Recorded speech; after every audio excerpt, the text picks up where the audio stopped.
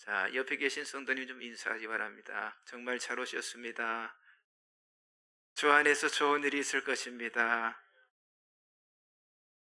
자, 오늘은 요한일서 1장 3절에서 6절의 말씀을 통해서 사랑으로 오신 예수님이다 라는 제목으로 은혜를 나누기를 원합니다. 자, 우리는 지금 예수님의 오심을 기다리는 이 대림절을 보내고 있어요. 여러분, 이 대림절의 의미는요, 첫 번째 시간이란 뜻이에요. 그런데 그 첫 번째 시간이라고 하는 건요, 예수님께서 오시는 그 시간을 말하고 있는.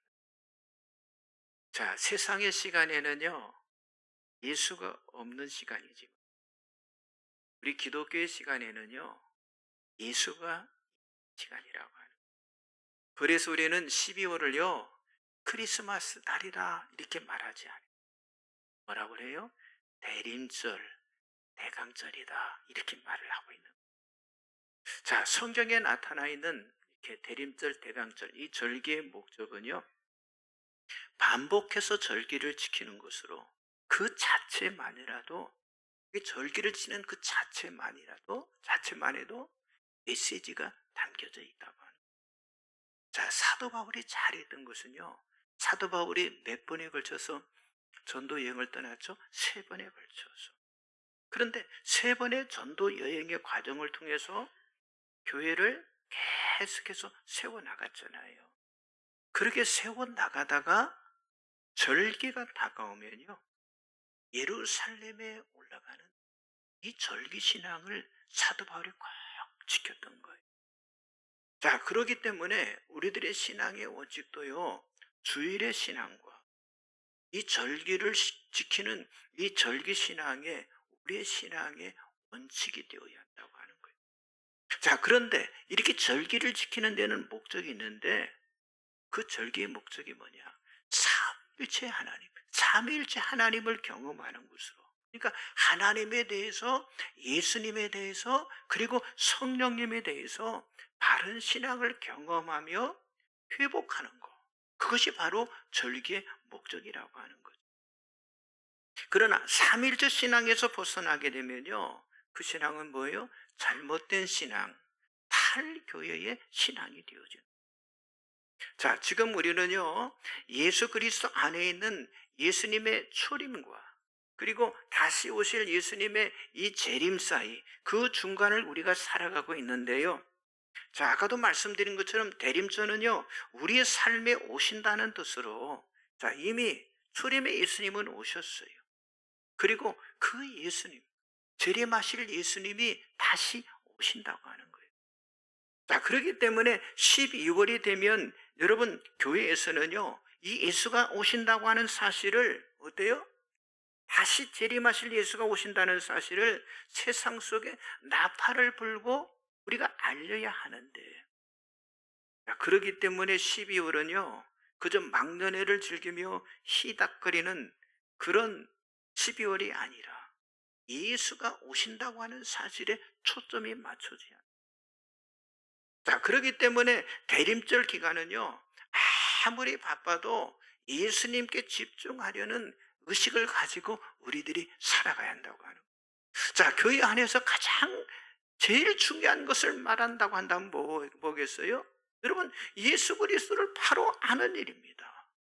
자, 이 대림절에 오시는 메시아가 누구인가를 핵심적으로 말할 때 4가지로 표현할 수가 있잖아요. 첫째는 희망의 메시아, 두 번째는 평화의 메시아, 세 번째는 오늘 우리가 보는 사랑의 메시아, 그리고 네 번째는 기쁨의 메시아로 우리가 표현할 수가 있어요. 자, 첫째인 희망의 메시아가 오심인데, 자, 예수가 오시지 않았다면 이 땅이 절망할 수밖에 없었지만 예수가 오심으로 절망이 사라지고 이 땅에 희망과 소망이 주어지게 되었다고 하는 사실을 2주 전에 말씀을 나눴어요. 자, 둘째는 평화의 메시아가 오심인데, 죄와 절망과 사망과 질병이 있는 곳에 우리가 회개하고 복음을 믿음으로, 십자가의 복음으로, 하나님의 나라의 통치로 진정한 평화가 이루어진다고 하는 사실을 우리가 지난주에 말씀을 나눴어요. 자, 그러나 여러분, 지금 우리나라는요, 어느 시기보다 정말 희망과 평화가 필요한 어렵고 혼돈된 시대를 우리가 살아가고 있다고 하는 거예요. 여러분 주보 가운데 보시면 말씀들이 쭉 나와 있죠. 자, 신명기 32장 17절을 같이 한번 보겠습니다. 공의의 열매는 화평이요 공의의 결과는 영원한 평안과 안전이라. 자, 공의의 열매는 화평이고, 그런데 그 다음에 아주 기가 막힌 말씀을 성경이 우리들에게 주고 있는데, 여러분 공의는 열매도 있지만은 결과도 있다는 말씀을 주고 있어요. 그런데 그 공의의 결과가 뭐라고 그랬어요? 영원한 평안이고 안전이다라고 말씀하고 있습니다. 그렇습니다. 죄를 지을 때 그 죄에 대한 아픔을 느끼고요. 그리고 그 죄를 회개하고, 그리고 그 죄를 위해서 기도하고, 그리고 그 죄 앞에 겸손하고, 그리고 그 죄 앞에서 회개하고 하나가 되면요, 여러분 국가든 교회든 가정이든 뭐가 온다고 하는 거예요? 화평을 가져오게 된다고 하는 거예요. 그러니까 지금은요 정말 우리들이 회개하고 낮은 기도를 드리는 겸손의 기도가 필요한 그런 때를 우리가 지금 살아가고 있는 거예요. 여러분 지금 우리나라에게 필요한 건요 정의가 아니에요. 뭐겠어요? 하나님의 공의라는 건 죄에 대한 부끄러움을 갖는 거예요. 죄에 대한 부끄러움, 죄인의 모습을 갖는 거예요. 소돔 고모라 성이 의인 몇 사람이 없어서 10사람이 없어서 여러분 결국 멸망했잖아요.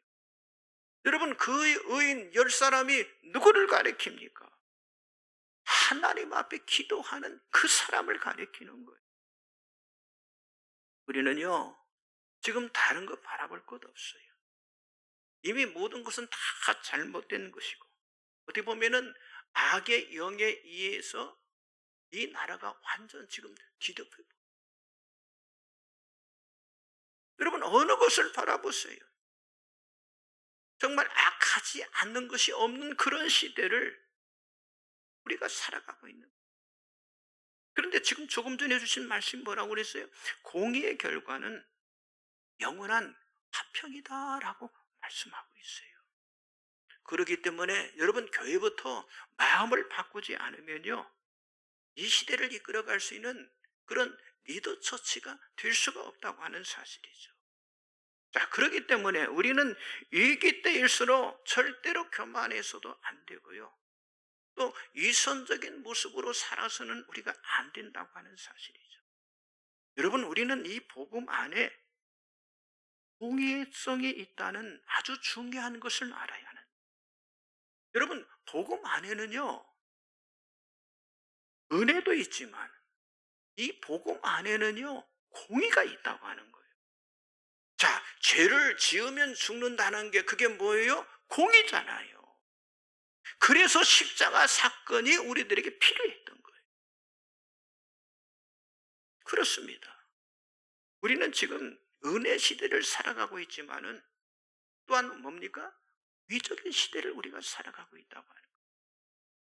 그래서 여러분 여기 이 십자가는 하나님의 계획인데요, 수직인 하나님의 공의요, 여러분 수평인 하나님의 은혜로 우리의 구원이 이루어지게 되었다고 하는 거예요. 그러므로 십자가는요 죄에 대한 심판인 동시에 하나님의 은혜에 대한 사랑을 상징하고 있다고 하는 사실이죠. 여러분 이 십자가는 상징물이 아닙니다. 구원의 위대한 공의, 은혜가 결합된 곳, 그게 바로 뭐예요? 그게 바로 십자가라고 하는 거예요. 자, 오늘 우리는 십자가의 사랑을 이루시기 위해서 사랑으로 오신 예수님을 바라보면서 우리가 어떤 믿음으로 살아가야 하는가에 대한 그 말씀을 우리가 받아야 한다고 하는 거예요. 근데 첫째로 완전한 사랑을 의지하는 믿음으로 우리들이 살아가야 한다고 하는 거예요. 자, 예수님은 하나님의 사랑을 가지고 이 땅에 오셨고요, 그리고 완전한 사랑을 이루신 분이셨습니다. 그래서 오늘 본문 요한은 짧은 요한 서신에서 사랑의 하나님에 대한 소식을 전해주고 있는, 그래서 사도 요한은 하나님은 사랑이시다라고 선언을 하고 있다고 하는 거예요. 자, 우리는 하나님을 통해서만 여러분 진정한 사랑, 완전한 사랑을 우리가 무엇인지 알 수가 있다고 하는 사실이죠. 자, 하나님의 사랑이 완전한 이유는요, 우리를 위해서 어느 정도까지 죽기까지 사랑하셨기 때문입니다. 자, 사랑받을 자격이 없음에도 불구하고 우리를 사랑하셨기 때문에 하나님의 그 사랑은요, 바로 완전한 사랑이 되신다고 하는 거예요. 말씀 나와 있죠. 요한복음 3장 16절, 로마서 5장 8절 같이 봅니다.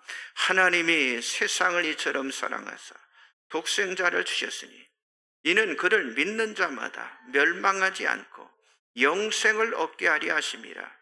우리가 아직 죄인 되었을 때 그리스도께서 우리를 위하여 죽으심으로 하나님께서 우리에 대한 자기의 사랑을 확증하셨느니라. 특별히 우리가 죄인 되었을 때 예수님이 우리를 위해서 죽으셨다고 하는 이 말씀은요, 하나님의 사랑의 우선성을 우리들에게 보여주시는데, 자, 우리는요, 왜 하나님이 우리를 사랑하셨는지 그 자체도 모른 채 우리가 그 사랑을 받고 있다고 하는 사실이죠. 또 하나님의 사랑이 완전한 또 다른 이유는요, 우리를 향한 하나님의 사랑을 끊을 자가 없다고 하는 거예요. 로마서 8장 39절 나와 있죠. 높음이나 깊음이나 다른 어떤 피조물이라도 우리를 우리 주 그리스도 예수 안에 있는 하나님의 사랑에서 끊을 수 없으리라. 바로 이것이 하나님의 사랑이 완전하다고 하는 증거입니다. 자, 그렇다면 반면에 인간의 사랑은 어떻습니까? 인간의 사랑은 완전하지 못해 불완전합니다. 아무리 사랑을 가진 사람이라 할지라도 완전한 사랑을 베풀 수 있는 사람은 이 땅에 단 한 사람도 없다고 하는 거예요. 여러분, 우리 부모가 우리 자녀들을 사랑한다고 해도 하나님의 사랑을 뛰어넘을 수 있는 그런 부모는 없다는 거예요. 자, 그러기에 모든 사람에게는요, 다 하나님의 사랑이 필요한, 부모의 사랑과 비교할 수 없이 인간이 채울 수 없는 그 사랑의 간격을 메워주실 수 있는 그 아가페의 사랑을 가진 예수를 하나님께서 이 땅에 보내주셨는데, 그 예수가 갈보리 십자가에서 돌아가심을 통해서, 우리 죄를 위해 돌아가심을 통해서 하나님의 사랑의 절정을 우리들에게 보여주신 줄 믿습니다. 그렇습니다. 예수님이 이 땅에 오셔서 탄생하시고 죽으시고 부활하신 모든 이런 일련의 그런 사건들은요, 하나님이 우리를 사랑하신다고 하는 확실한 그런 표적이고 확실한 증거를 보여주셨다고 하는 거예요. 예수님을 통해서 이 땅에 보여주신 하나님의 사랑이 결국 뭐예요? 우리를 사로잡아 주셨고요, 심지어 우리가 이해할 수 없는 고난과 역경 속에서도 우리를 향한 그 하나님의 사랑이 변함이 없다고 하는 사실을 우리로 하여금 깨닫게 해주셨다고 해요. 자, 예수님은 이 땅에 오시어 실제로 굶주리고 피곤하고 슬프고 아프고 외롭고 배신당하고, 아니 매 맞고 죽음의 고통을 모두 경험하신 그런 이유는요, 다른 게 아니에요. 그 하나님의 사랑을 확증하기 위해서 그 모든 걸 다 겪으셨다고 하는 거예요. 예수님은 극한 고난과 죽음까지도 이기심으로 하나님의 사랑이 얼마나 큰지를 우리들에게 보여주신 줄 믿습니다. 자, 그렇다면 이 하나님의 사랑을 아는 성도의 사명이 과연 무엇일까요? 그것은 예수님께서 보여주신 우리의 사랑을, 하나님의 사랑을 확신하면서 우리들이 살아가야 합니다. 우리 앞에 어떤 어려움이 다가온다 할지라도 하나님의 사랑의 완전성을 믿고 우리가 사모하는 사람이 되어져야 할 줄 믿습니다. 그리고 예수님이 가셨던 그 하나님의 사랑을 우리가 세상에 가지고 나아감으로 여러분 세상 속에 절망하고 아파하고 외로워하는 자들의 그 삶의 현장에 나가서 완전하신 하나님의 사랑을 소개해주는 그 귀한 사명을 우리들이 감당을 해야 한다고. 여러분 예수님처럼 완전하신 하나님의 사랑, 그 사랑을 세상에서 확증함을 통해서 한 생명이라도 살려내는 이 축복의 대림절을 만들어 가시기를 주님의 이름으로 간절히 축복합니다. 옆 사람 좀 인사하세요. 하나님의 사랑의 완전성을 믿읍시다. 네, 완전한 사랑, 완전한 사랑. 두 번째는요, 말씀에 순종하는 삶을 살아야 한다고 하는 거예요. 자, 예수님은 사랑으로 이 땅에 오셨을 뿐만 아니라 하나님의 말씀을 진리로 선포하시기 위해서 이 땅에 또 오셨다고 하는 겁니다. 요한복음 1장 14절, 요한이서 1장 3절 같이 봅니다. 말씀이 육신이 되어 우리 가운데 거하시며 우리가 그의 영광을 보니 아버지의 독생자의 영광이요 은혜와 진리가 충만하더라. 은혜와 긍휼과 평강이 하나님 아버지와 아버지 아들 예수 그리스도께로부터 진리와 사랑 가운데 우리와 함께 있으리라. 자, 이 땅에 진리로 오신 예수님은요, 하나님의 뜻을 이루시기 위하여 순종의 방법을 선택하셨어요. 자, 구원자 예수는 아버지의 영광과 능력과 권세를 가지신 은혜와 진리가 충만한 분이라고 조금 전에 말씀하고 있잖아요. 그런데 예수님은 하나님의 말씀에 스스로 순종함으로 십자가를 통해서 우리들의 구원을 이루셨는데, 그렇기 때문에 십자가는요, 하나님의 사랑의 핵심이고요, 하나님의 사랑의 정수이고요, 하나님의 사랑의 최상이 바로 십자가라고 하는 거예요. 그렇습니다. 이것만이 하나님이 선택한 아주 유일무이한 구원의 방법으로 예수님은요, 사실 십자가라고 하는 이 고난을 피하고 싶었지만은요, 결국 하나님의 말씀에 순종을 하시는데, 여러분 예수님께서 겟세마네 동산에서 기도해서 하나님의 위대한 뜻을 이루기 위해서 순종하셨던 그 기도의 모습을 우리가 너무도 잘 알잖아요. 한번 보겠습니다. 마태복음 26장 39절, 이사야서 53장 7절 같이 봅니다. 조금 나아가사 얼굴을 땅에 대시고 엎드려 기도하여 이르시되 내 아버지여 만일 할만하시거든 이 잔을 내게서 지나가게 하옵소서. 그러나 나의 원대로 마시옵고 아버지의 원대로 하옵소서 하시고 그가 곤욕을 당하여 괴로울 때 그의 입을 열지 아니하였으며 마치 도수장으로 끌려가는 어린 양과 털 깎는 자 앞에서 잠잠한 양같이 그의 입을 열지 아니하였도다. 나의 원이 아니라 누구의 원대로? 아버지의 원대로 하옵소서. 또한 예수님은 하나님의 구원의 계획을 이루시기 위해서 아무 말 없이 마치 도수장으로 끌려가는 어린 양처럼, 그리고 털 깎는 자 앞에서 잠잠한 그런 양같이 입을 열지 아니하시고 어때요? 죽임을 당하셨다고 하는 거예요. 자, 그래서 순종이라고 하는 것이 이렇게 중요합니다. 여러분, 구원을 이루기 위해서는요, 능력보다 중요한 게 뭐예요? 바로 순종이라고 하는 거예요. 여러분, 우리가 잘 아는 창세기 22장에서 하나님께서 아브라함에게 네 아들 이삭을 제물로 바치라고 어땠어요? 명령하셨잖아요.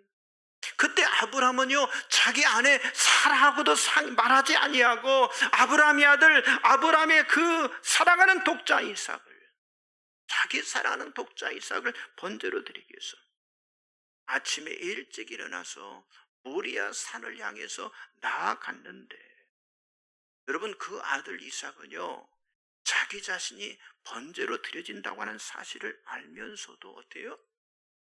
묵묵히 순종을 했다고 하는 거예요.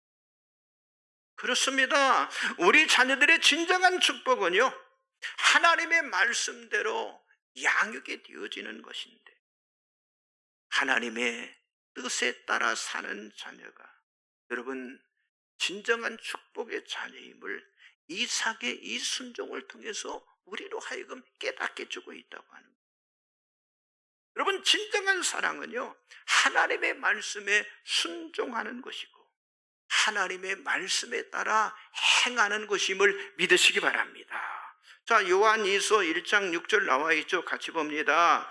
또 사랑은 이것이니 우리가 그 계명을 따라 행하는 것이요, 계명은 이것이니 너희가 처음부터 들은 바와 같이 그 가운데서 행하라 하심이라. 여러분, 예수님은요, 모든 일을 임의대로 하실 수 있는 창조주 하나님이셨지만 하나님께서 말씀하신 그때 그 원칙, 그 기준을 절대 벗어나지 않고요, 오직 그 가운데 행하셨다라고 지금 말씀하고 있잖아요. 여러분, 간혹 교회를 사랑한다고 하는 성도 중에 자기 주관과 자기 방법대로 주님의 교회를 섬기는 사람이 있습니다. 아닙니다. 여러분, 교회를 위한 열심은요, 언제나 말씀의 가르침을 벗어나지 않는 그런 열정, 그런 열심이 되어야 한다고 하는 거예요. 자, 로마서 10장 2절 나와 있죠. 같이 봅니다. 내가 증언하노니 그들이 하나님께 열심이 있으나 올바른 지식을 따른 것이 아니니라. 그렇습니다. 하나님께 열심한다고 하지만은요, 하나님이 말씀하신 올바른 지식을 따르지 않는 그런 열심도 있다고 하는 거예요. 그건 잘못된 거라고 하는 거예요. 정말 교회를 사랑한다고 하는 건 뭐예요? 하나님의 말씀에 순종하는 것인데, 여러분, 교회 사랑뿐만 아니라 자녀 사랑도 여러분 순종이 중요하다고 하는 거예요. 진정한 자녀 사랑은요, 내가 원하는 대로 내 자녀가 성장하는 것이 아니라 하나님의 뜻을 이루는 자녀로 자라나며 살아갈 수 있도록 그들을 양육하는 거라고 하는 사실이죠. 여러분의 자녀들을 여러분의 방법대로 사랑하지 말고 하나님의 뜻을 따라서 살게 하는 것, 그것이 진정한 자녀 사랑임을 믿으시기 바랍니다. 그리고 우리 자신이 먼저 순종한 그 말씀을 가지고, 내가 체험한 그 말씀을 가지고 자녀들이 순종할 수 있도록 가르치는 게 중요하다고. 마찬가지로 여러분들이 정말 진정으로 하나님이 세우신 교회를 사랑한다면 어때요? 말씀이 가르쳐주는 대로 순종합니다. 주님의 교회를 정말 고린도전서 3장의 말씀처럼 조심해서 세워나가는 여러분이 되시기를 주님의 이름으로 간절히 축복합니다. 옆 사람 좀 인사하세요. 진정한 사랑은 말씀에 순종하는 것입니다. 네, 말씀에 순종하는 사람, 그걸 하나님이 원합니다. 마지막 세 번째는요, 진리 안에서 사랑을 실천하는 삶을 살아야 한다고 합니다.